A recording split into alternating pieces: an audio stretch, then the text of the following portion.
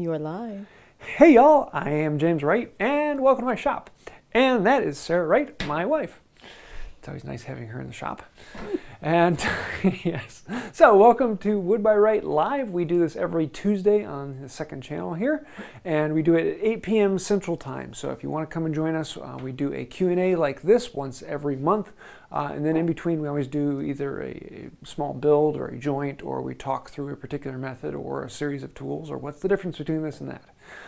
So it's always a good time, and we always end up with a bunch of questions, and I try to answer as many as we can. Also, if you're not watching this live, watching it recorded, I have timestamps down below to all of the questions that are being asked, so you can actually jump through all of those if you'd like to. And they do show up in the little timeline bar down below. So yeah, it's a lot of fun. At least those get you close to where they are within a minute or so of the question being asked. So yeah, we have a whole bunch of, well, we don't have a whole bunch of questions yet. We're just started this. So if you want to, if you are live, go ahead and throw those in the chat, and I will, well, I won't, Sarah will be collating the questions and putting those down. So what do we got? Okay, hang on. Apparently, Aaron off guard. said that they talked about me today, and I'm trying to figure out who this we is. Oh, in the live this morning. What yeah, live this morning? I do a live video whenever Luke is here doing recording, and so we, for patrons and members, get to actually join in and see behind the scenes when we're actually building things in the shop. So it's just basically a hangout, and people can come and chat and ask questions, and while we work and have a little bit of fun. Do that once or twice a month. So. Well, you can't leave me hanging like that. I don't remember what we talked about, but I'm pretty sure we talked about you. Clearly, I know where my priority ranks. All right, just remember if you're putting a question in the chat to like put stars or put question marks big, bold or something, letters, so that it's easier to find. Or a little emoji at the beginning. Oh, and for those of you who are members, you actually get special emojis. So you can actually have a BLO emoji or a handsaw emoji. All sorts of perks. What's the question? Alex asked, I have an old... He has an O. No, it says I have an old that has some rust pitting near the edge. And I wonder if he means he has a hold. Or he has an iron. Yeah. An easy way to sand through the pitting. Iron getting too hot quickly if sanding on 80 sandpaper. Yeah, the faster it goes, no matter what method you use, if you're using a grinder or other things, the faster you go, the hotter it gets. The caveat to that is if you have a wet grinder, and so that's why a lot of the old big stones had water in them. It actually would cool down the blade as it ground through the material. But it doesn't matter if you're doing it on a grinder or sandpaper. The faster it goes, the more heat it creates. That's where you have to be careful. And so like if I'm really going at it with high grit sandpaper, I'll do 2 or 3 minutes with that. I'll do something else in 2 or 3 minutes of that. Or I'll have a bucket of water and I'll dip the tip in there, cool it down, and then go at it for a few more moments.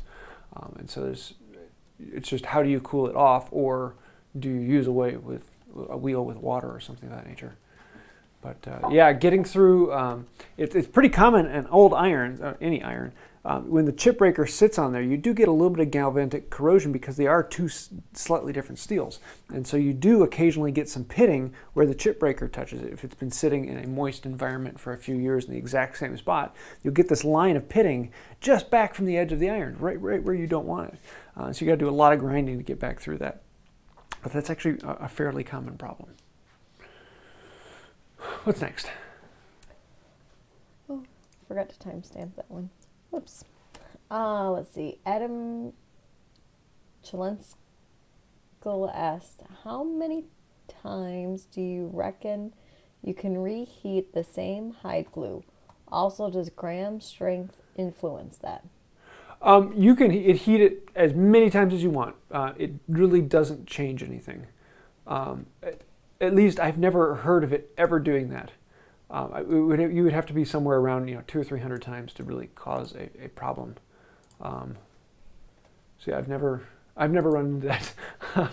Yeah, reheat it, add a little bit of water, and it's good to go again. It's one of the nice things about hide glue is it is a very reversible glue. you can heat up a joint and it will slide apart. And then you heat up the two pieces and they slide back together and re-glue, and you don't have to add anything to it. I mean, generally you do, but it is, you know, 100-year-old piece of furniture. You can take the joint apart non-destructively. Now it takes a lot of work to do that. It's not something like, ooh, yeah, I turn it up a few degrees and pull it apart. No, it takes a lot of work, and it's not a very easy thing to do, but it can be done. But as to high glue in the pot, it actually, yeah, you can do it until you run out of glue, basically. No, there really isn't any difference between the different strengths. The strengths are basically a different dilution. So originally, the first batch that came out of the hide was your strongest glue. It had the most protein structure in it. Then you could do it again, and you'd get another batch that wasn't quite as strong, but it was still pretty good. And you could do another batch that's a lot weaker. And so you have different glues for different strength joints and different applications. And instrument makers like to work with the weaker glues, and furniture joints, you want to use those stronger glues. For 90% of the joints out there, it really doesn't matter which strength you use, though. So, what's next? Okay. Okay. I had like 3 questions, but Tom just super chatted. So thank you, Tom. we'll do that first. So Tom just West. got an old wood buck saw exactly like yours that I'm excited about. Does anyone make replacement blades?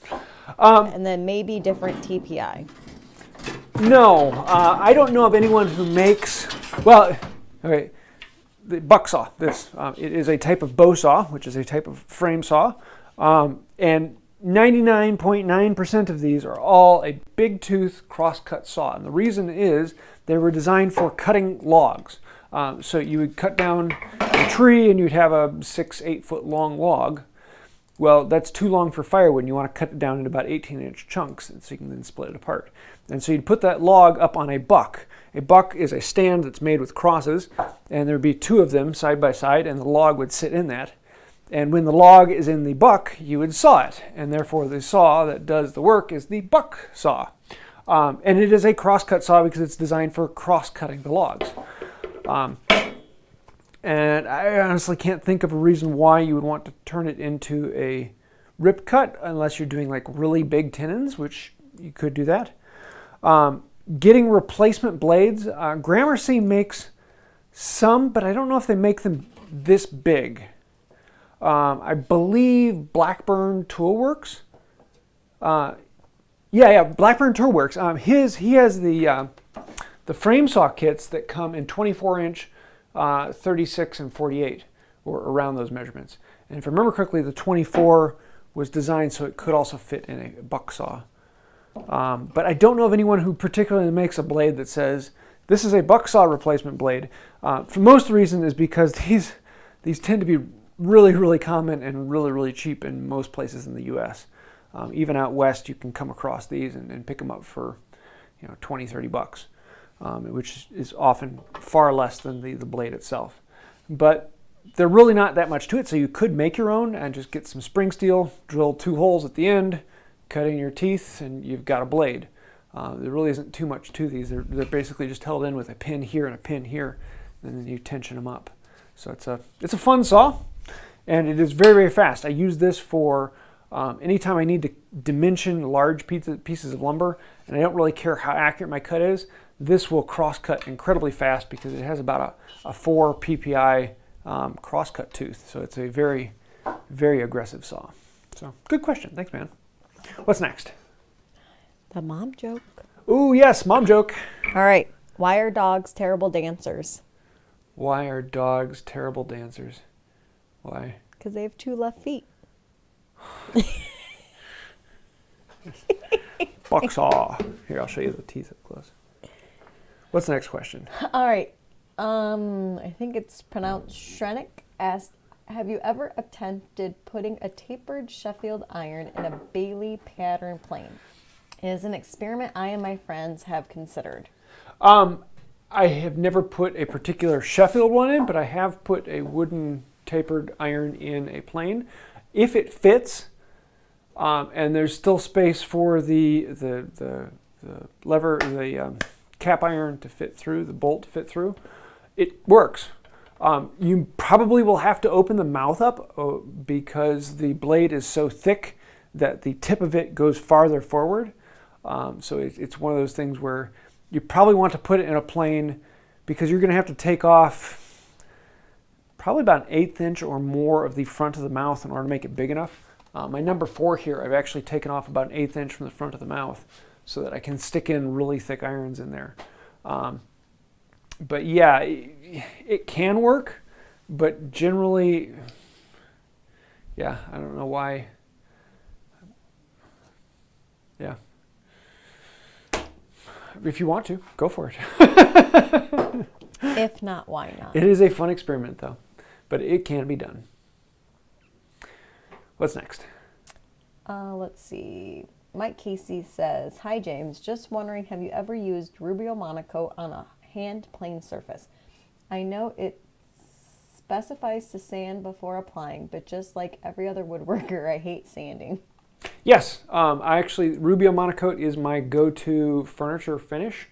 I love the protective finish on it, but it's the closest look to a boiled linseed oil, but still having a protective surface.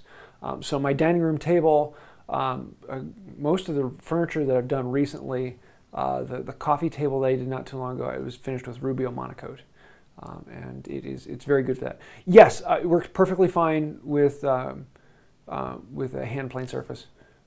Doesn't affect it much at all. The reason that they say that is that you will get a slightly deeper penetration with sawdust in the works, because what happens is the sawdust actually will clog the pores, which makes it sound like, oh, you're not going to get as much penetration. But the sawdust actually will wick it down in a little bit farther. And when I say a little bit farther, I'm talking like 2 or 3 thousandths more. Maybe. Because most of the time when you're talking about a finished penetration, you're talking about a few thousandths. You're not talking like an 1/8 inch down into the wood, unless you're talking about a long-term oil soak.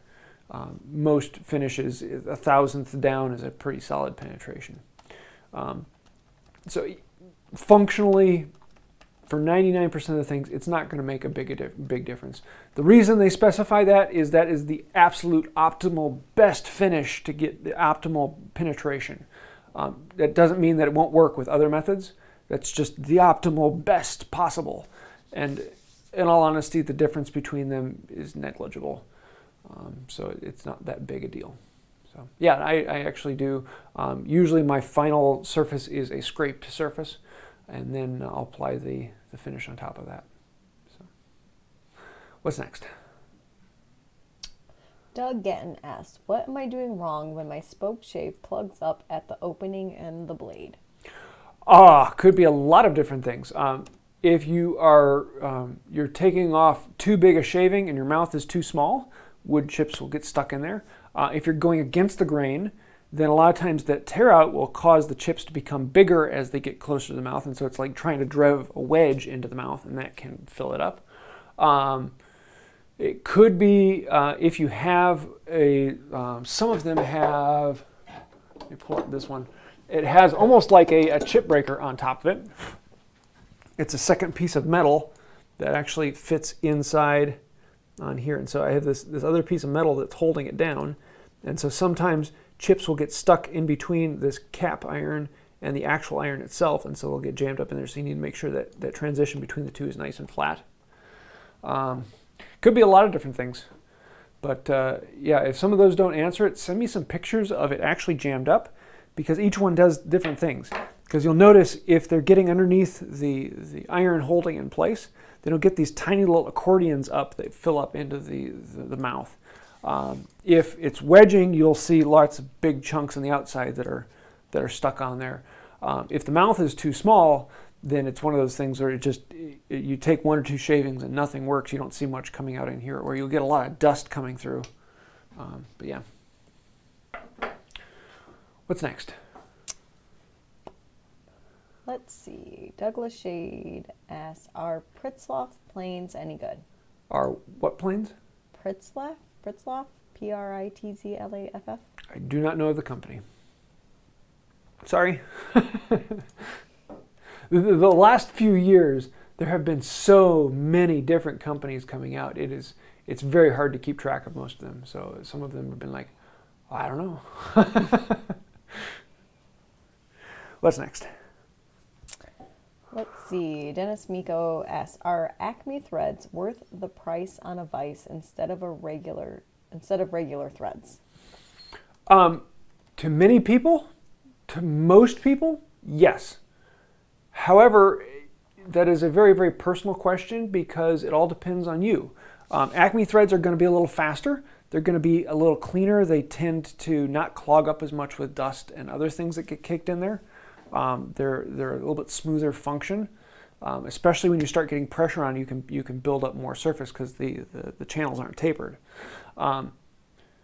But that being said, they cost a lot more than standard threads, and yeah.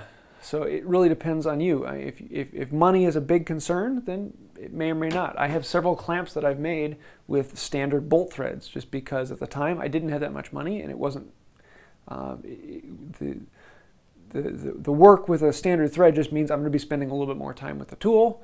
I'm not going to be able to crank it down quite as fast. So the trade-off is depending upon you and your situation. Now that being said, if you're talking about a clamp, you can get Acme threads if you go get legs for, what do you call those things?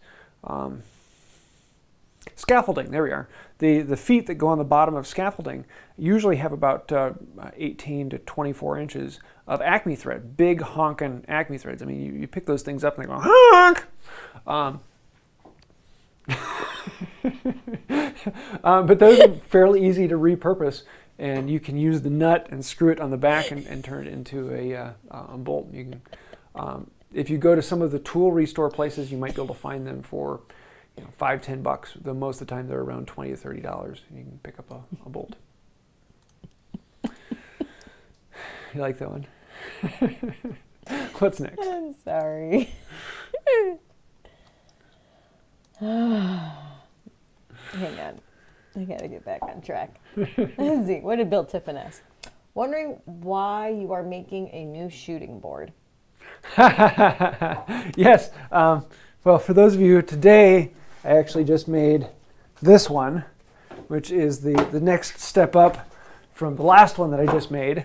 And one of well, you'll see it. That'll probably be coming out in 2 weeks or so. When I made this one, this was what I'd been dreaming about doing for about 4 or 5 years, and I made this shooting board. And it was everything I wanted it to be. But after getting it together, I realized things that I thought would work really didn't quite work the way I thought they would. And so I wanted to make it a little longer. And I added that and a few other things to the plans that came with this. But then after seeing Rex's and a few others, I added a few other items into it that I really, really wanted. And honestly, that wouldn't have made enough for me to get a different shooting board. But then I bought my shooting board plane, the Stanley 51. And this thing is, this thing's happy. Ooh, so the Stanley 51, it is designed as a shooting board plane. And it worked great, but it was a little bit longer than the plane that the board that I usually use. And it's almost the same length as my shooting board. So I just didn't have a lot of throw on it. So I wanted to make it a little longer. And that really made me want to make another one. So yeah, it's probably that's the third one I have here in the shop, but it's probably the fourth or fifth one that I've made. And who knows, I'll probably make another one. It's one of those tools that they're pretty quick and easy to make, and there's so many little bells and whistles you can add to them. But yeah, it's a lot of fun. So you'll see this one coming up here soon. What's next? Well, Russ, I'm not sure if it's cough, huff, or go. What's the best place to get a Moxen vise? He super chatted, just so you know. Oh, well, thanks, Russ. If you want the cheapest, most functional Moxen vise, well, okay, first I have to ask, do you want to actually get the whole Moxen vise, or are you talking about a kit? If you want to get the whole Moxen vise, then you're probably going to, well, actually, I don't know if they sell it. If Red Rose Productions, I think they sell a full Moxen vise. So I'm not 100% sure. Because 99% of the time, people want the kit. So if you're looking for the most cost-effective kit, I'd probably go with the one from Tay Tools. I actually just did a video on that one. Grab it here. For the price, you really can't beat it. I mean, it comes with the bolt and hardware and these twisting handles. Really, really decent kit for the price. And it even comes with the leather face in there. So I made this one not too long ago. Next step up from that, there are a whole pile of them. And with something like this, quality really doesn't matter in its function, because it's very, very personal about what do you want in it. Do you want a handle? Do you want a wooden screw? And all of those are just personal choices. And it really kind of comes down to what do you like. And so in that point, there really is no best or better. The reason that I like this one is it's the cheapest one I have found that has a twisting handle like this, which actually has a lot of force on it and works pretty well. And so I like that. But this one has standard screw threads. So as you can see, let me switch back. Ooh, go down. So it's a standard screw thread on here rather than an Acme screw. So it's a little bit slower, but if that is something that's pertinent to you, you might want to get something else. You're probably wanting to go with like a bench crafted, really nice, but you're going to spend a lot of money. Good fit and finish on it. Red Rose Productions makes some really, really cool kits. Yeah, I really can't pick a best. It's kind of one of those things that I have to know your personal likes and don't likes. So, yeah. What's next? Russ gets a mom joke. Ah, the mom joke. What is it? What do you call Batman who skips church? What? Christian Bale.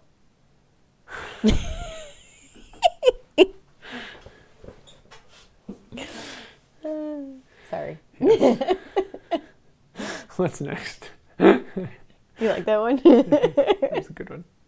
Butch Landry asked, I bought a bevel down smoothing plane for a class that got canceled last year. I don't know how to use it. Is it much different than bevel up in actual use? In actual use, as in holding it and using it, no, it's the exact same thing. In setting up, it is very different, but it's basically the exact same as a low angle jack. And I've got a couple videos on that if you want to see it. It's much, much easier to set up that than it is to set up a bevel down. The problem is for smoothing is if you're ever working with really difficult grain, you're probably going to have a difficult time really tuning it in because you don't have the chip breaker. Depending upon which one you get, most of them have a closable mouth where you can move it front and forward and backward. That will be a big benefit. But probably the most benefit you'll have is if you have a high angle blade for it. So you can get a 50-degree blade. So your iron is bedded at 12 degrees, and you put a 50 degree on there, so you actually have a 62-degree cutting angle. So it becomes much, much harder to push through the work, but it will give you a much cleaner surface if you're working with difficult grain. And so that's probably the biggest thing. But the actual function and using of it, it's the exact same. What's next? Dad Gamet said, I just missed the explanation on hide glue. I have an old piece of furniture that I need to take apart and re-glue. I am sure that is hide. What do I use to dissolve the glue to take it apart? You don't actually dissolve the glue. You heat it up until the point that it weakens and falls apart. And so generally, well, depending upon the joint and what it is, you actually want to stress the joint. So if it's a mortise and tenon, you have the tenon going into the mortise. Pull it so that the tenon wants to fall out, and then heat it up.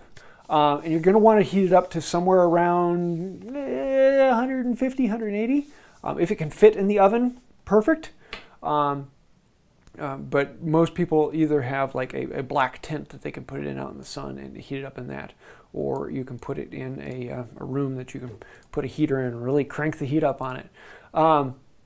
Yeah, I don't remember what the temperature on the hide glue is. Well, each one has a slightly different temperature, but I want to say it's like 150 and it starts to loosen up.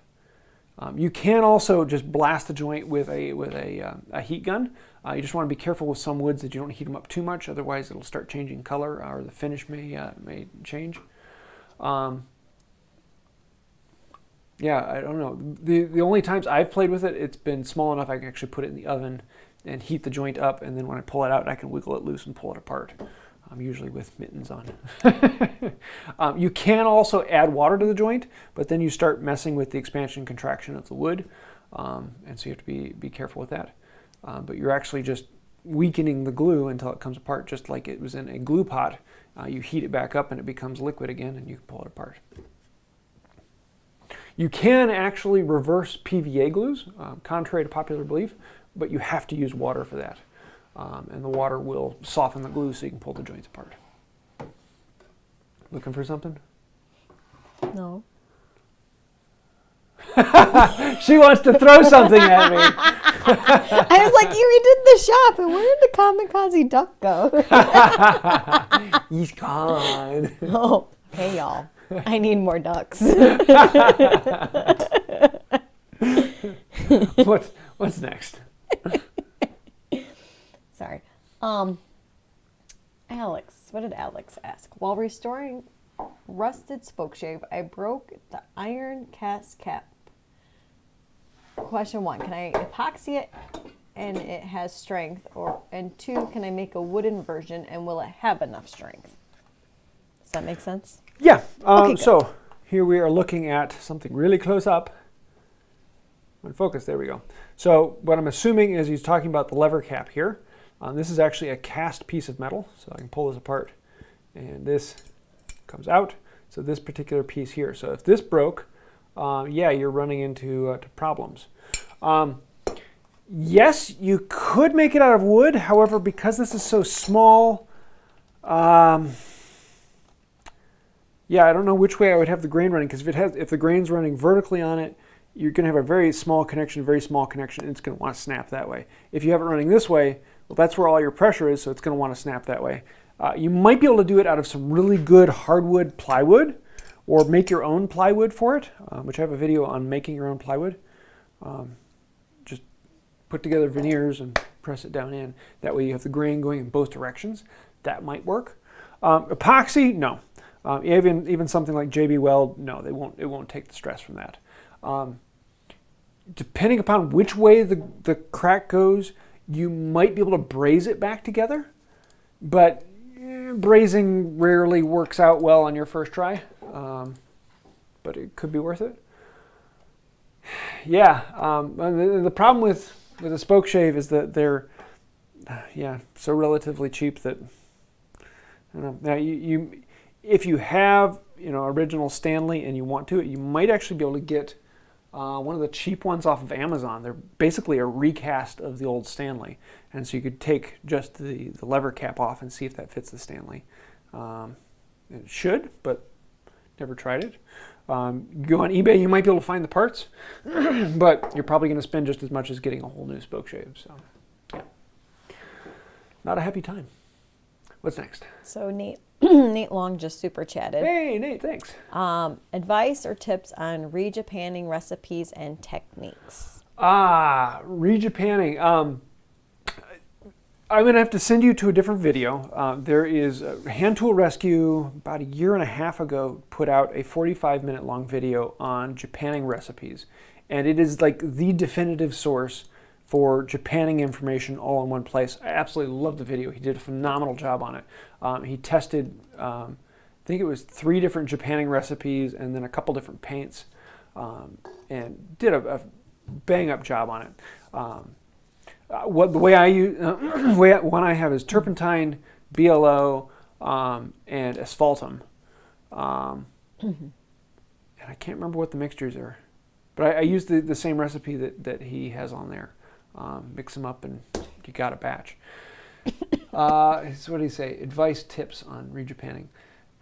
Japanning is one of those things you got to experiment with. Try it out on a couple other scraps first. Put it through that, and don't expect the first batch to come out. You're usually going to have to do 2 or 3 coats, and take your time with the heat treat. Start it off, and you're going to want to bring it up to like 150 degrees. let it cool all the way down, and then bring it up to like 200 degrees, let it cool all the way down, then bring it up to like 300 degrees, let it cool all the way down. And you want to have a full cycle in between each heat treat. Otherwise, you can start to get some cracking if you heat it too fast with too much. So do full cycles like that, and then put another coat on there and do the whole full cycles again. So it's basically a coat per day, and you're going to want to do it in some place where there's good ventilation because it smells like turpentine. And if it's a small item, you might get away with it in your own oven, which I've done that a few times, and Sarah didn't even notice. Or at least she didn't tell me she noticed. But if you do bigger things, the whole house reeks of it. So it's worth it to get a small toaster oven that you can put somewhere else, like out in the garage or whatnot, and do it in that. But it's a very cool process. Makes a phenomenal durable finish. It's just a lot of work, but experiment with it. Try a couple test pieces first. And it's one of those things, once you do it 2 or 3 times and you see the outcome, it's like, oh, okay, yeah, I got it. But definitely take a look at Hand Tool Rescue and his video. An immense amount of information, both in application and in mixes. It's phenomenally well done. So yeah. What's next? Get some mom joke. Aha, the mom joke. Well, more of a funny statement. Ready? I've been promoted director at Old McDonald's Farm. I am now the CIEIO.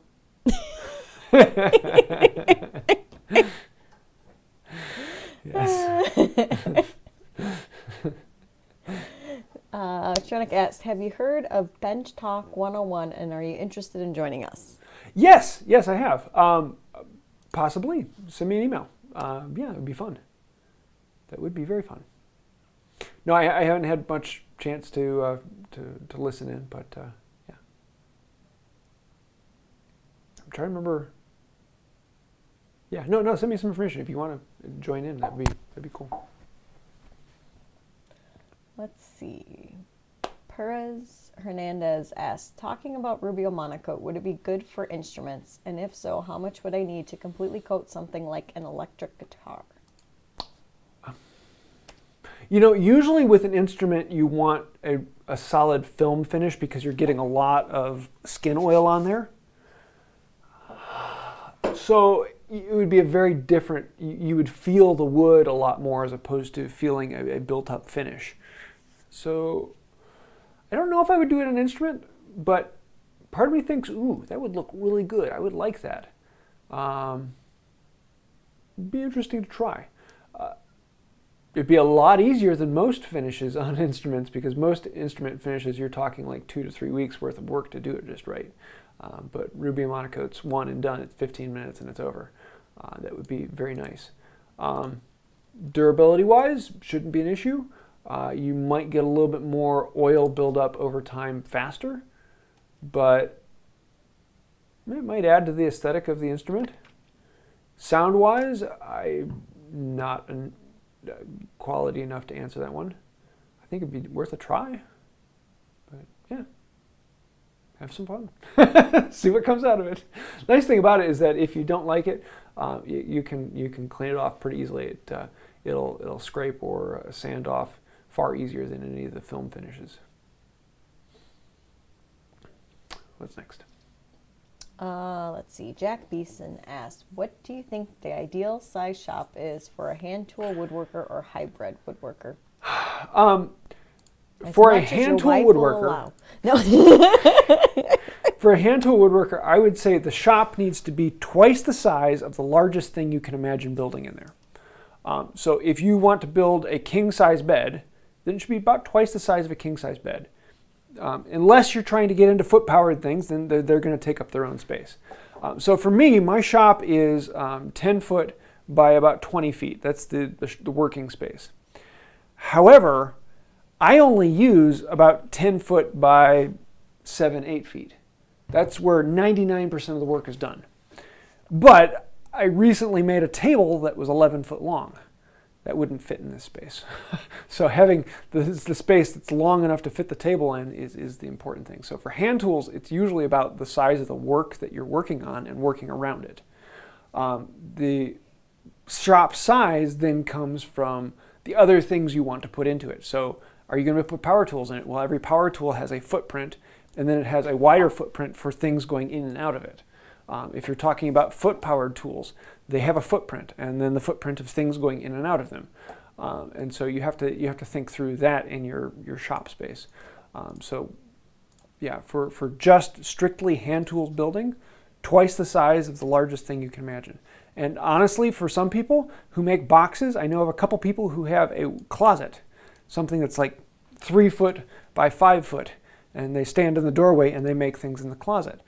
That's all the space that's needed, and you have plenty of storage space on the walls all around. It's actually a really good functional shop.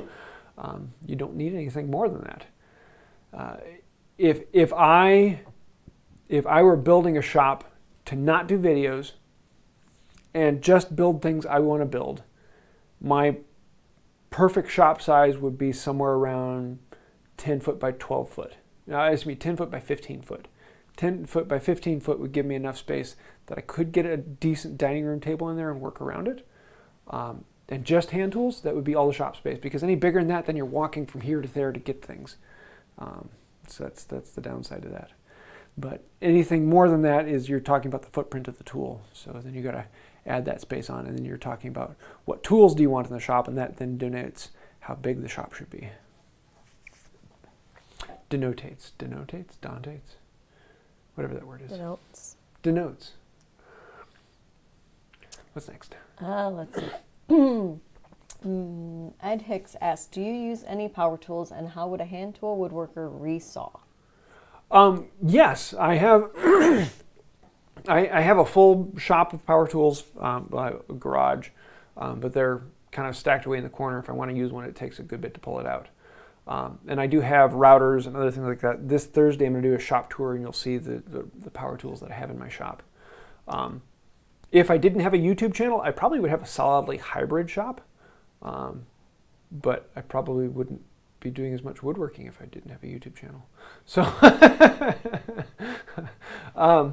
sorry, I jumped off topic. What was the question? How would a hand tool woodworker resaw? Oh, I've got 3 or 4 videos on resawing. You can resaw with something as simple as a handsaw. This is a 4 PPI or a 5 PPI handsaw. Rip cut, just cut the board and resaws down. And this actually works really well. The problem is if you want to resaw something that's thicker, then the in and out of this becomes a little less efficient.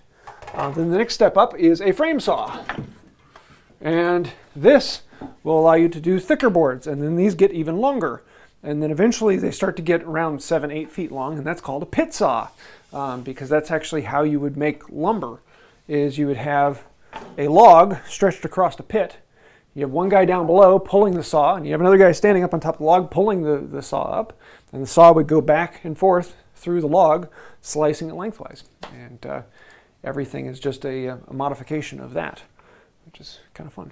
But I do have several videos on resawing, so if you want to see those, just search. If you're ever looking for a Wood by Wright video in the search of YouTube, search Wood by Wright topic. Wood by Wright resaw, and those will pop up. Actually, most of the time, if you do it in Google, they'll pop up. But if you go directly into YouTube, it's a little easier. What's next?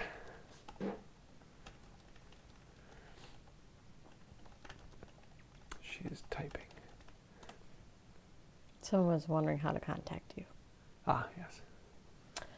Let's see. Matt Groders. I'm installing the Veritas Twin screw vise. What should I put on the screws to lubricate them? I'm partial to something that does not collect, I think it's dust and debris, but... Yeah, I use 3-in-1 oil, which I put in a little oiling can. It's a very light oil that really doesn't cake in that much. The nice thing about these is they're an Acme screw, and Acme screws clean them out pretty nicely. So I don't have any worry about dust getting there. I mean, I was sawing it and dust falls down on the screws all day long. But when I screw the screw back in and pull it back out, it's nice and clean because the nut actually will clean the debris off. But yeah, I just use a 3-in-1 oil, and I put it on there once a year or so, or if they start squeaking. But yeah, works pretty well.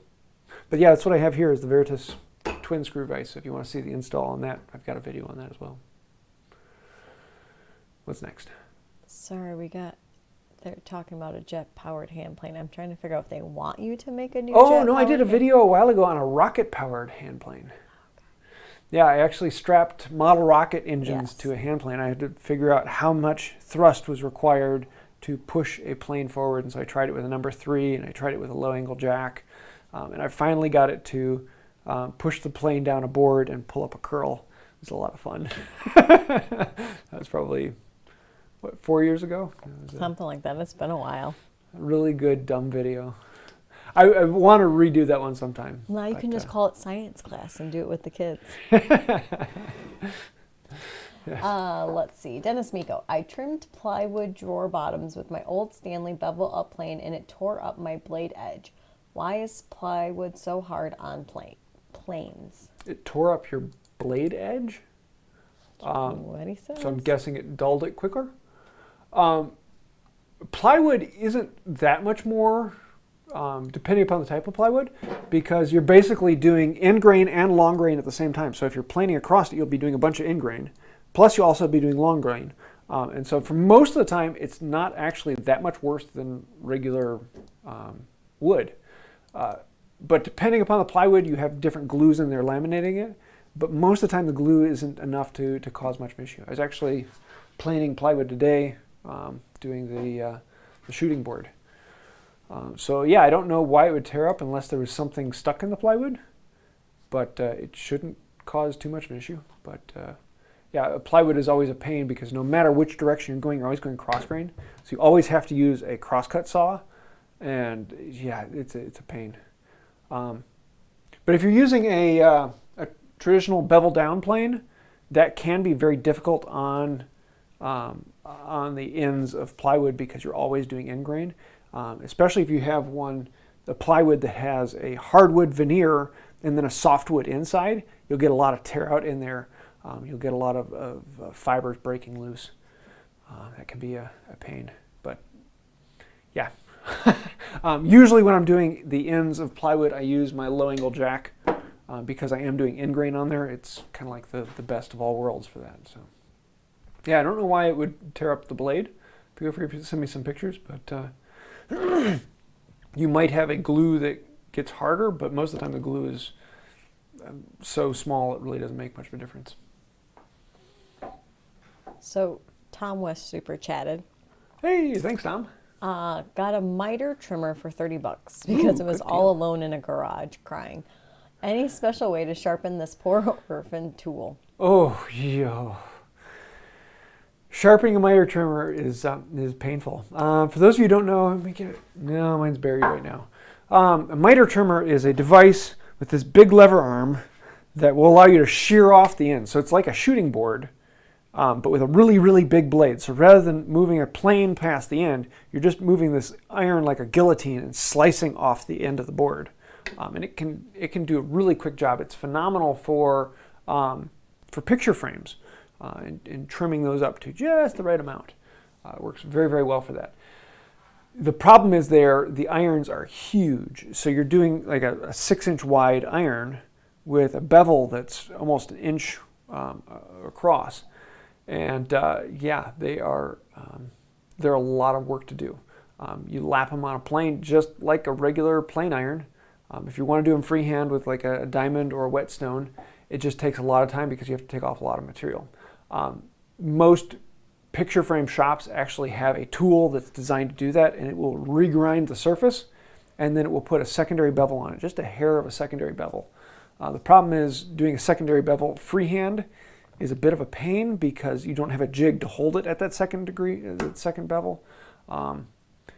Yeah, and you really can't use the ruler trick because of the shearing method. It'll actually cause it to ply out. You need that back to be perfectly flat and in line with the iron. So it's a very, very hard thing to sharpen. But that actually might make a good video. Maybe I should do that, sharpening those up, because they aren't quite the sharpest, but they're not terribly dull. Maybe I should do that. But yeah, for me, the way I've done it is just put it on the bevel, lock it down, for quite a while. But I do it the exact same way that I do with others. It's just a lot longer. It's usually 20, 30 minutes of grinding on a diamond plate to get them right. So what's the mom joke? What kind of boat pulls Dracula when he water skis? What? A blood vessel. Ooh, I like it.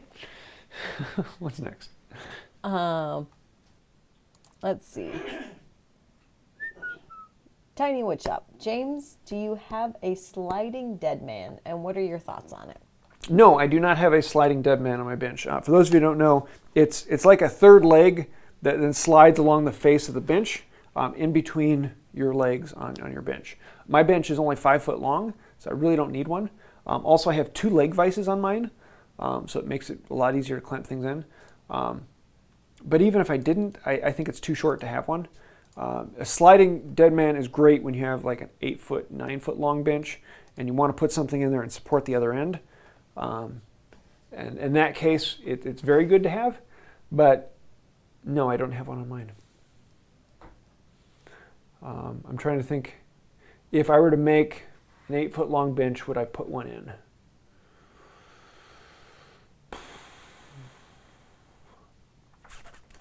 I don't know. So instead of dead man's chest, it's dead man's bench. Yeah. And in the end, it's a really personal thing just to your method of working. If I had an 8 foot long bench and I did a lot of working with like 4 foot long lumber, I probably would put it in because it would be nice to support the other end of that if you're jointing on that face. But for right now, the actual space in between mine is about 3 foot. And so if I have a 3 foot board, I can put that on just one and do very well. Although most of the time for jointing, I'm actually going to use my twin screw because I have 21 inches of screw on here and I can support it on a screw. So I can actually do like a 6 foot long piece on my end vise. So yeah, hope that answers the question. What's next? So John Day just super chatted, ever used a old timer pocket knife for a marking knife? And if so, is it accurate? Oh, thanks, Don. Don. Combining the two names. Thanks, John. I have used a pocket knife for that. Yeah, it can work very well. The thing you have to be careful of is it has 2 bevels. And so you can't put the knife vertical. You actually have to lean the knife over. Let me grab this one. Okay, so this isn't an old pocket knife, but it gives the same idea. Set this camera up on here. So what I've got on here is, let me grab this square, change the camera over, this is a carving knife, but it has a bevel on this side and has a bevel on this side. So if I'm marking along something and I have the wall up here, if I have the knife perfectly vertical, the actual cutting blade is going to be moved over from the edge. So it's going to be over half the thickness of the iron. And so what I have to do is make sure I lean it over so that my cutting edge is running right along that edge.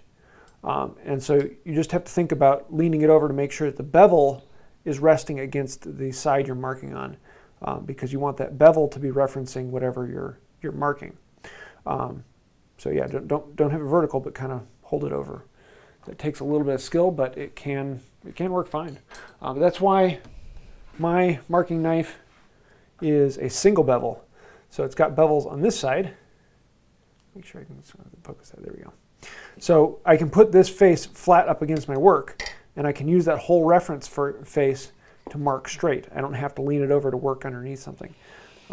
But I have had time where I've actually wanted to work this way, and I've had to lean the knife over to match the bevel so I can work in here. So it's one of those things to think about.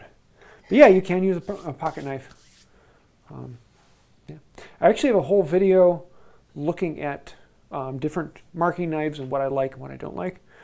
Katz Moses Woodworking, he has a really good video on marking knives. He actually has a weird collection of them. He has a lot of them. What's his mom joke? After a long argument with my boss, I quit my job at the helium factory. I refused to be spoken to in that tone of voice. Healing factory? Helium. Oh, helium factory. Ah, I got it. I got it. The healing factory. What's a healing factory? You make that part of the shoot. Yes. I'll enunciate better next time. I'll take the wads out of my ear.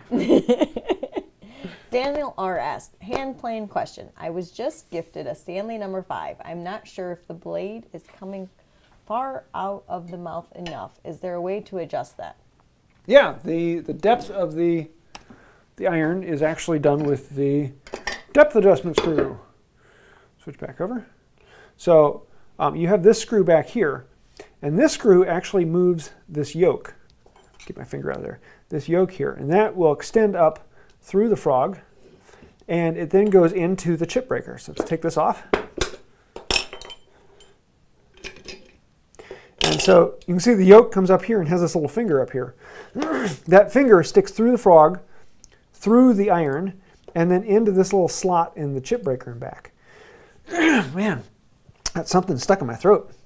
And what that does is that yoke then moves back and forward, pushing the iron forward in or back out. And the farther it pushes it forward, the more it sticks out of the mouth. And so you can adjust this back and forth to then move that notch forward and sticking it in, or you can back it out so it pulls away. And that allows you to stick it out the edge of the mouth. And usually you want it sticking out just a hair. So however far it sticks out is the thickness of the cut you want. So depending upon what you're doing, you may want it out 2/100ths of an inch. You may want it out 1/1000th of an inch. And it depends on how well your plane is set up. I have a video on how to set up a smoothing plane. I think I have 2 or 3 videos that are entitled How to Set Up a Smoothing Plane. And I go through how to detail a plane designed for rough grain wood. This is how to really tune in a plane to do the hardest of plane work. So if you can do that, then any other plane can work. But for general, you're going to want to make the settings a little more loose than you'd want for a smoothing plane. They don't need to be quite that tight and dialed in. But yeah, depth adjuster screw in back allows you to adjust the depth. So I hope that answers the question. If not, send me an email and some pictures and I'll be glad to take a look at it. So we have 4 more questions. It's probably all we're going to get through. Sounds about right. So Lewis91 asks, would you recommend the Work Sharp 3000 for someone that sucks at freehand sharpening?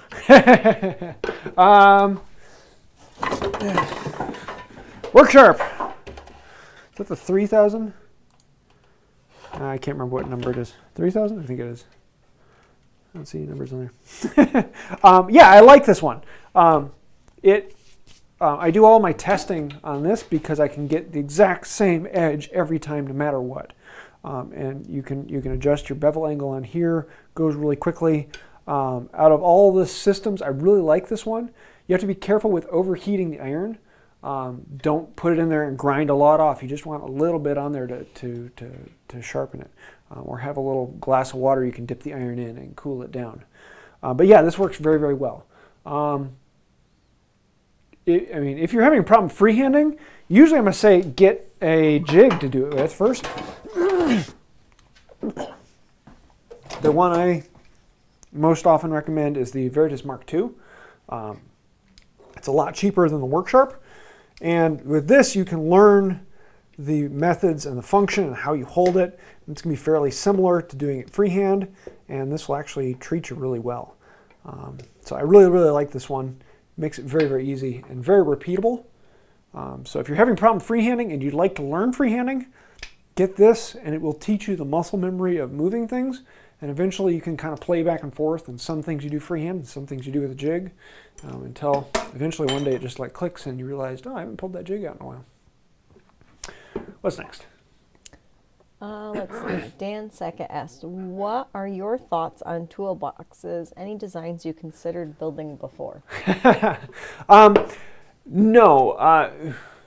The whole background of this, there are basically 3 different ways to store tools. You have toolboxes, tool cabinets, and tool walls. A toolbox is great if you need to move your tools from point A to point B, if you take them somewhere. If you don't take them places, it's actually kind of a pain. It used to be a lot of the traditions would have a toolbox. The carpenter would have their tools, and they could lock up their tools and make sure that they're safe when they're not in the shop. And then if they ever quit that job and went to a different shop, they could take their tools with them. If you have your own shop, it's much easier to have a tool cabinet because then it's on the wall. It's easier to get to. You're not bending over. You're not sorting through things, because the problem with the toolbox is it's usually you have to take out this drawer to get at that tool down underneath this thing. It's just a bit more of a pain. A tool cabinet's pretty easy. You open up the doors and everything is accessible. And a tool cabinet is great if you're in a power tool shop because you can close it up, keeps the dust off. You can also lock it if you have problems with that. But the next step is a tool wall. If you have your own shop, in particular you don't have a lot of power tools, so you're not creating a lot of dust, this is great because when I'm standing here working, I'm usually working at this corner of my bench. Almost every tool is within reach. The farthest tool is one step away. Every tool is right here. Every tool is out and open. I don't have to move anything. When I'm cleaning up my bench and putting tools away, it's 30 seconds to a minute and everything's put away. It is incredibly efficient, incredibly functional. Everything is right here. But if you have power tools with a lot of dust, this can be a pain. It's just one of those things you got to play for yourself. So that's kind of the difference. I don't do toolboxes. One of these days I want to make a toolbox for when I go to shows and things like that. Right now I use a Stanley plastic rolling cabinet. But I haven't found a design that I really like that would be easier than the rolling cabinet, because if I'm taking tools somewhere, I want something with wheels. So if I make a tool cabinet, I'm probably going to make a tool cabinet with wheels. Makes it a lot easier to go in and out of the convention center with it. So that's the function in my mind. But a lot of people like a toolbox because it does have that traditional appeal. It does have that fun feeling to it. So again, it's whatever you like. So hope that answered the question. What's next? Or you get some mom joke. Well, first we got to ask the question and then... Wait, that wasn't a super chat from that one. Tom just super chatted a different question. Oh, it was Tom. Oh, sorry. He's bumping Shrenik's question. Why a leg vise rather than a cast iron quick release vise? Well, my last bench had a cast iron face vise with a quick release. I really like that. But having the twin screw, having a wider vise going all the way across the end is far more functional. And the use of this larger face is more useful than having a quick release. But there are a few options now where you can get that quick release. There's actually several vices that have recently come out. And I have been thinking about replacing my Hovarder, my Veritas Twin screw with one of the others, because that quick release would be nice for going in and out. But having a large twin screw is actually incredibly useful because I have far more working surface that I can play with. I can put longer boards in here and I can clamp all the way across with an even pressure. If I have one of those cast iron face vices that only cover 8-10 inches, then I only have 8 to 10 inches worth of clamping space. And if anything goes out, then I've got more wiggle room out there that's kind of annoying. I don't use my leg vices that much. I have 2 different leg vices that I have for demonstration purposes, because a lot of times I like to be able to show a leg vise. I don't use them that much because this is incredibly functional. This is basically a Moxen vise. It's an end vise. It's a face vise. I can do all of my joinery in this that I generally don't use the leg vise for. The leg vise is phenomenal when I need to do resawing, because if I resaw in this, I have to go across the bench, and so that makes the whole bench rock back and forth. In the leg vise, I can resaw with the bench, and so I use it for that. But yeah, I don't use the leg vices that much. So hope that answers the question. What's a mom joke? Uh-oh, here we go. My husband told me it was my turn to shovel and salt the front steps. All he got was icy stairs.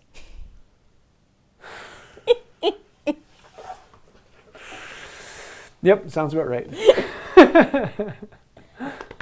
All right, let's see. Alex asked, I'm using a hex saw blade for my ruler trick during sharpening. Is it thick enough?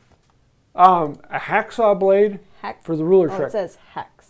Yeah, you say hacksaw. Is it supposed to be hacksaw? Okay. Yeah, actually a hacksaw blade might be a bit too thick.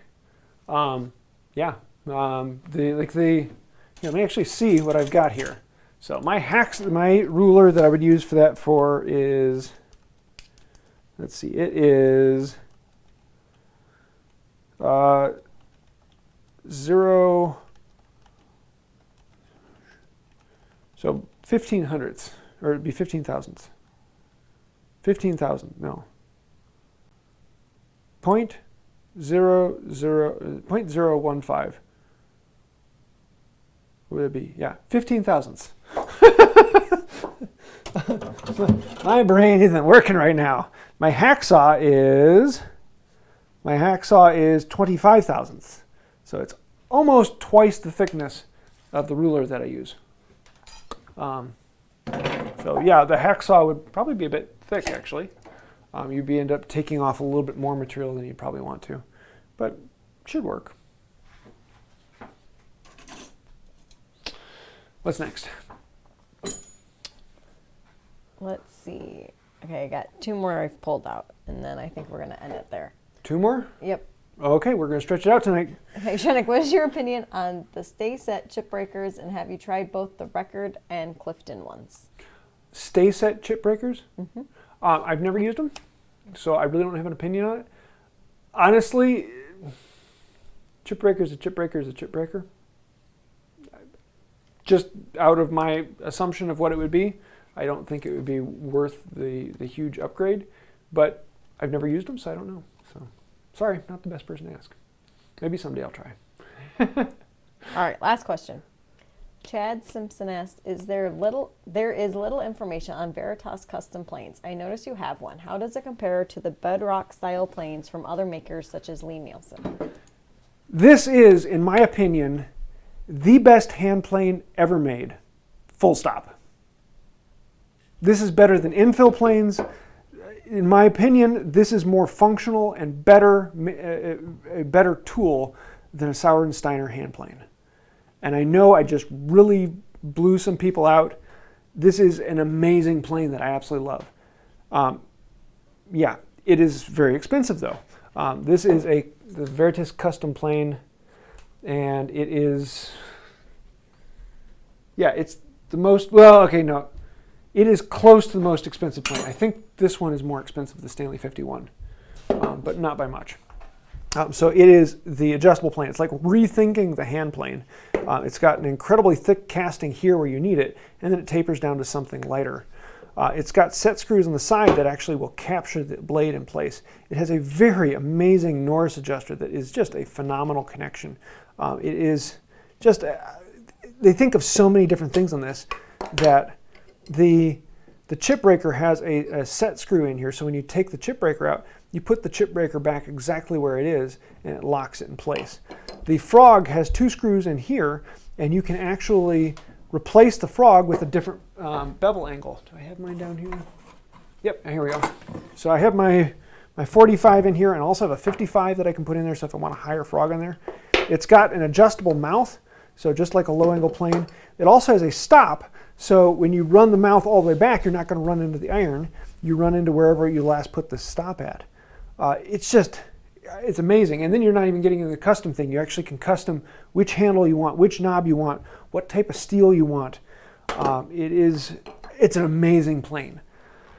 That being said, it's incredibly expensive. Is it worth the money? It depends on what your current financial situation is. If you've got the money, disposable for it, and you really want something nice, that's the plane. But if finances are very important and you don't have the money, then you might not want that.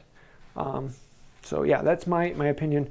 I would love someday to have the whole set of custom planes, but I think I'm gonna have to win the lottery first. So yeah, the reason, if I did compare this to a really, really nice infill plane, a really, really nice infill plane feels good, and most of them have the Norris adjuster and they have a lot of the functionality of this, but in actual function, this will beat it out. This has the adjustable mouth. This has items to set the blade back in. So when you sharpen it, you put it back in. It's in the exact same place. You don't have to fiddle with it and measure things out. It's where it should be. This one has the adjustable frog. There are just so many things in this that it is, the handle is lower, making it better in line with the force that you're putting into it.